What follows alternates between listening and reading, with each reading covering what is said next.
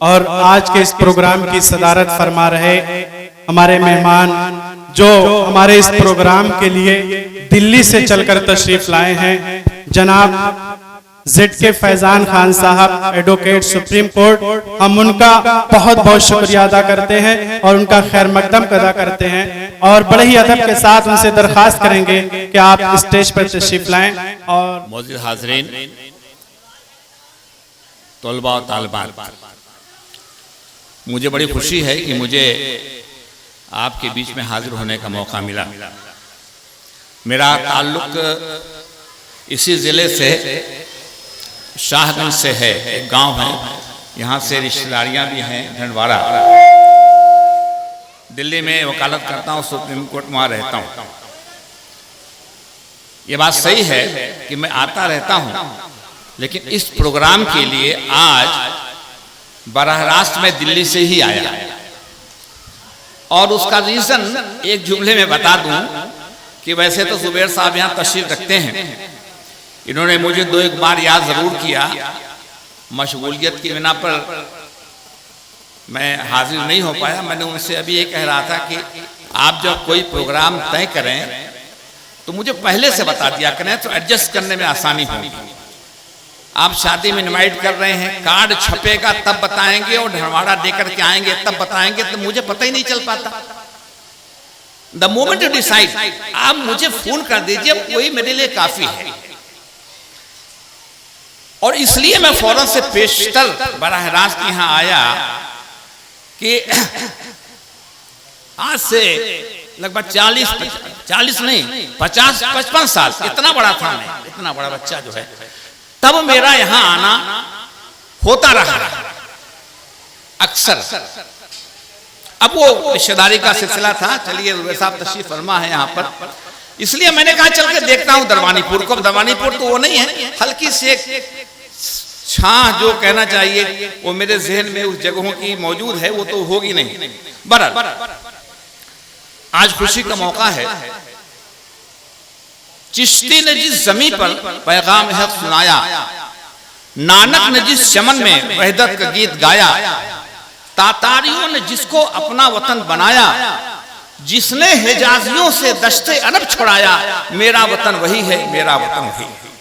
यूनानियों को जिसने हैरान कर दिया था, सारे जहां को जिसने इल्मो हुनर दिया था, मिट्टी को जिसके हक ने जरका असर दिया था, तुर्कों का जिसने दामन हीरों से भर दिया था, मेरा वतन वही है, मेरा वतन वही है, जिसका नाम हिंदुस्तान, जिसका नाम भारत है, जिसे लोग इंडिया के नाम से जानते हैं। मुझे खुशी है कि मुझे आपके बीच में हाजिर होने का मौका मिला और मैं मुबारकबाद पेश करना चाहता हूं अजमत साहब को, दूसरे लोगों को, टीचर्स को, कि यहाँ पर जो प्रोग्राम पेश किए गए वो अपने आप में एक अच्छे प्रोग्राम थे। मैं कलाम पे भी गौर कर रहा था और उसके प्रेजेंटेशन में भी गौर कर रहा था। बहुत अच्छे ढंग से आपने प्रोग्राम पेश कर दिया, इसके लिए आप काबिल मुबारकबाद हैं। मौका नहीं है कभी मुझे आप इस तरीके से याद करें तो खुल करके बातें होंगी, लेकिन एक जुमला जरूर कह के आगे बढ़ना चाहूंगा कि जो लोग, ये मदरसा है, ये कोई कॉन्वेंट नहीं है, इस मदरसे में इस तरह का प्रोग्राम तुम्हारी आंखें खोलने के लिए क्या काफी नहीं है? तुम मदरसों पे उंगली उठाते हो, तुम क्वेश्चन मार्क लगाते हो, तुम मदरसों से सवाल पूछते हो कि मदरसे ये बताएं कि वो अपने यहां प्रोग्राम करते हैं कि नहीं, वीडियोग्राफी करा करके दिखाएं। तुम दूसरों से सवाल क्यों नहीं करते? यह बुनियादी सवाल है इस मुल्क के अंदर। हिंदुस्तान आजाद हो गया, हिंदुस्तान आजाद है, मैं उन जुमले से इत्तेफाक नहीं करता। वो शायराना बात होती है कि आज भी बेड़ियां हमारे मुल्क में है, the fetters have been shattered, बेड़ियां बिखर गई हैं टूट करके, आज हम आजाद खड़े हैं।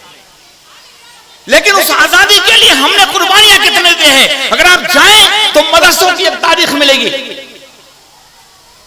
मैं भी मोतरिज होता हूं, कभी कभी वो दूसरा पहलू है, लेकिन जिस पहलू पे आप मोतरिज हैं, आप कोई इतराज करने का हक हासिल नहीं है।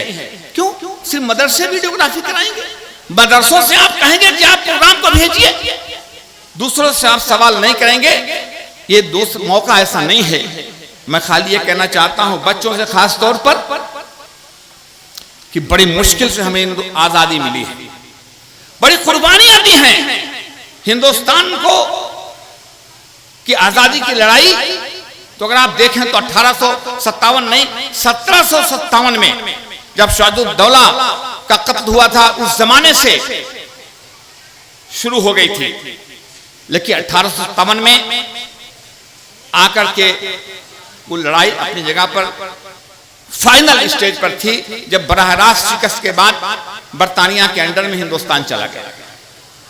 1857 की अगर तारीख देखें, मैं उसमें 1857 से पहले 1757 100 साल की तारीख बयान करने का मौका नहीं है, लेकिन 1857 में जो कुर्बानी दी गई,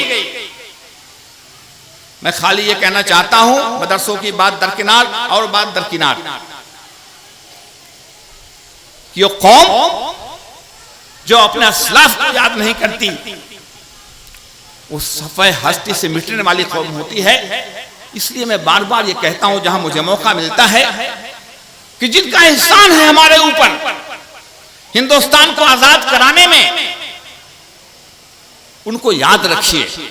मैं जौनपुर में खड़ा हूं, ये हमारी सरजमीन है। अगर मैं यहां अभी पूछना शुरू कर दूं तो यहां के जो फ्रीडम फाइटर्स हैं, यहां पर जिन लोगों ने कुर्बानियां दी है, बहुत कम लोग होंगे जो बता पाएंगे। और कम लोग जब मैं इस्तेमाल कर रहा हूं तो शायद मैं कुछ नरमी के साथ ये बात कर रहा हूं। किराकत है डोभी, वहां पर रघुवंशी ठाकुरों ने कितनी कुर्बानियां दी हैं। उन्होंने तो मोर्चा खोल दिया था, अंग्रेजों को शिकस्त भी हुई, लेकिन बहरहाल वो गालिब आए और उन्होंने उनको फांसी पर लटका दिया। एक लंबी तारीख है, अगर आप जाके देखें who's who of martyrs of India करके अगर पब्लिकेशन गवर्नमेंट का देखें तो उसमें यहां का नाम मिलता है, लेकिन हम लोगों के ज़हन में वो नाम नहीं है। बैठे हुए हैं आजम साहब, बदलापुर शिवलाल सिंह वहां पर थे, उनको ट्रांसपोर्टेशन हुई, अंग्रेजों के खिलाफ बगावत किया था और फिर जेल में मर गए हो। आपके बरनपुर आदमपुर जो मल्हानी के बगल वाला, वो आदमपुर नहीं जो दूसरी तरफ है, रसूलाबाद से लगा हुआ, ये बरनपुर और आदमपुर वगैरह के जागीरदार थे ठाकुर अमर सिंह। पता है चला कि उनको अंग्रेजों ने फांसी दी क्योंकि उन्होंने राजा इरादत जहां की फौज का साथ दिया था, उसमें शामिल हुए थे। और फिर राजा इरादत जहां जो आखिरी ऑक्युपायर थे, जिन्होंने ऑक्युपेंट थे इसके किले के, उनको अभी फुटहान और उसके बीच में बदलापुर के बीच में वो मुड़कटैया बाग अभी भी मौजूद है। मुड़कटैया बाग में उनको धोखे से अंग्रेजों ने बुलाया कि बात करनी है, बैठ के बात करते हैं। बगावत का आलम बुलंद किया था, किला खाली करना पड़ा, गए वहां लड़े। ये मुबारकपुर, वो मुबारकपुर नहीं मऊ वाला, ये तो मुबारकपुर इधर है। ये सब यहां लड़ाइयां हुई हैं। और फिर राजा इरादत जहां वहां पर आए और कहते हैं कि कहीं 40 लिखा है, कहीं 38 लिखा है, लेकिन जो भी था उसके साथ वो गन्ने का खेत वगैरह था, उसमें बैठे हुए थे अंग्रेज। धोखाधड़ी उनका काम था। उन्होंने वहां पर उनको पकड़ लिया, उसके बाद वहां पेड़ पे लटका दिया, उनको फांसी हो गई। रघुवंशी ठाकुर जो थे यहां आपके डोभी के, उनका भी यही हुआ। वो जब अंग्रेजों से शिकस्त हुई तो हटे, वहां से हट गए थे, लेकिन बाद में उनको बुलाया और बात करने के लिए बुलाया, लेकिन बुलाने के बाद धोखा दिया। तो अंग्रेज तो धोखा से अपना काम कर रहे थे, उन्होंने किया। Everything is fair in love and वार वाली पॉलिसी को अपना रहे थे। वहां एक दूसरा गांव है, वहां एक विग उठ करके एक ऑफिसर था, सर्जेंट, उसको मारा था कुछ लोगों ने, 14 लोगों को फांसी हुई। तो जौनपुर की तारीख जो है, कम से कम हम जौनपुर वालों को चाहिए कि जौनपुर की तारीख को जहां रहें बताएं। यह बहुत जरूरी है। हिंदुस्तान की तारीख में तो कभी कभी बोलते रहते हैं। हमारे जब मदरसों की बात मैंने कही, हमारे मुसलमान भाई यहाँ पर तशरीफ रखता है, उनको ज्यादा शिकायत रहती है। हमारे फ्रीडम फाइटर का कोई नाम नहीं लेता। मुजाहिदे आजादी हमारे बहुत हैं, हमने ये रोल अदा किया, ये रोल अदा किया, कोई नाम नहीं लेता। मौलाना अबुल कलाम आजाद के नाम पर अदारा है। ये बच्चे तो शायद इसलिए जानते होंगे कि मुझे लगा कि अजमत साहब ने ट्रेनिंग अच्छी दी है तो जरूर मौलाना आजाद के बारे में बताया होगा। लेकिन मौलाना आजाद स्कूल कोई और बहुत सारे हैं, उसमें चले जाइए, हमारे बगल में भी है, तो पूछिए इनको मौलाना आजाद के बारे में, तो शायद वो बता ना पाए कि मौलाना आजाद कौन थे, क्या थे, कैसे थे। मौलाना अबुल कलाम आजाद इसलिए जिंदा हैं कि हमारे बिरादरान वतन जब कोई आजादी की नज्म लिखते हैं तो मकते में इनका भी नाम शामिल कर लेते हैं, काफिया मिलाने के लिए इनको भी जोड़ लेते हैं। कौन जानता है कि जनरल शाहनवाज खान क्या थे? कौन जानता है कैप्टन अब्बास अली कौन थे? कौन जानता है कि एक राम प्रसाद बिस्मिल और शफीउल्लाह खां एक नाम चला रहा है तो एक नाम तो वो लोगों को रट जाता है, क्योंकि बिरादरान वतन उस नाम को काफिया के तौर पर लेते रहते हैं, मौलाना आजाद का नाम लेते रहते हैं, इसलिए नाम चलता है। बकिया जो आपके शोहदा हैं, आप तो कम से कम याद कीजिए, दो चीजें होती हैं, एक सरकार से मुतालबा और एक खुद काम क्या करने का है। मेरा ख्याल है कि हमको जो काम करना चाहिए हम नहीं कर रहे हैं। हिंदुस्तान आजाद हुआ, बड़ी खुशी की बात है, हम लोग आज उसको जश्न मना रहे हैं, हम सब लोग खुश हैं। आजादी के बाद आजादी का जो मकसद होना चाहिए वो शायद अभी पूरा नहीं हुआ, शायद नहीं बल्कि यकीनन, और आजादी के गलबन माने गलत निकाले जा रहे हैं। तो मैंने तो कहा कि कौन आजाद हुआ, शायद ने बहुत पहले कहा था, एंड आई रिपीट, कौन आजाद हुआ किसके माथे से गुलामी की स्याही छूटी, खंजर आजाद है सीनों में उतरने के लिए, मौत बेताब है लाशों पे गुजरने के लिए, चंद सिक्कों के बस चंद मिलों की खातिर तुमने नामों से शहीदान वतन बेच दिया, बागबा बन के उठे और चमन बेच दिया। ये सूरत हाल हमारे मुल्क की है और यही चल रहा है। लेकिन अक्सर लोग तमाम शिकवा करते हैं। मैंने कहा मैं तो कोई शिकवा नहीं करता, जो चीजें एक्सपेक्टेड होती है उसमें शिकवा किस बात का। हमें मालूम था कि यही होने वाला है, हमें मालूम था कि एजेंडा यही है, हमें मालूम था कि पार्टी अपना एजेंडा नाफिज करेगी। तो मैं तो हमेशा ये कहता हूं, आज भी दोहराता हूं, बहुत ज्यादा खुल के बात नहीं करना चाहता, आप समझदार हैं, समझते हैं तमाम बातों को कि इधर आ सितमगर हुनर आजमाएं, तू तीर आजमा हम जिगर आजमाएं। कभी कोई मौका होगा ना आप याद करेंगे तो मैं इंशाअल्लाह आपके बीच में हाजिर होऊंगा तो अपनी बात खुल के करूंगा। आज तो मैं तो कहना चाहता हूं कि हम जश्न आज़ादी मनाएं, हिंदुस्तान आज़ाद है, अब कोई गुलशन न उजड़े, अब वतन आज़ाद है। अब अजीब तमाशा, अभी फिल्में आती हैं, पहले फिल्में आती थी तो उसमें होता था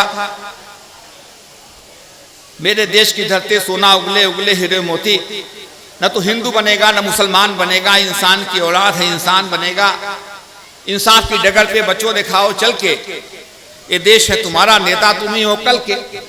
अब आजकल जो फिल्में आ रही हैं तो उसमें तो दम मारो दम तो पुरानी बात हो गई, पता नहीं किस तरह की आती है। तो जो एक चीज होनी चाहिए वो चीज नहीं हो पा रही है, और आजादी का भी मतलब लोगों ने गलत निकाल दिया है। इसलिए मैं खाली इतना ही कहना चाहता हूं कि हम आजाद हिंदुस्तान में हैं, आजाद हिंदुस्तान में रहेंगे, आजाद हिंदुस्तान में पैदा हुए हैं। 90 साल की एक बड़ी लड़ाई के बाद हिंदुस्तान आज़ाद हुआ। आज़ादी की लड़ाई तो 200 साल तक लगभग चली, लेकिन 90 साल तो गुलामी में हम अंग्रेज़ों के खिलाफ लड़ते रहे। अपने जो हमारे आबा व अजदाद हैं उनको हम याद रखें। और मैं खाली इतना ही कहना चाहता हूँ कि जिगर की आग, बहुत लंबी बात करने का मौका नहीं है, कि नज़र की आग, जिगर, वो फैज़ अहमद फैज़ का शेर है, जिगर की आंख, नजर की उमंग, दिल की जलन, किसी पे ताना हिजरा का कुछ खबर ही नहीं, अभी गिरानी सब में कमी नहीं आई, चले चलो कि वो मंजिल अभी नहीं आई। बहुत बहुत शुक्रिया।